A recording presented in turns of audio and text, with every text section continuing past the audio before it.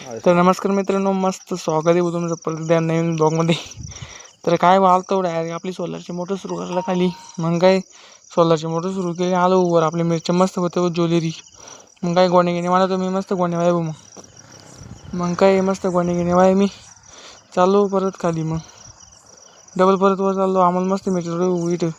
मग काय पोते किती किती भरून ठेवले.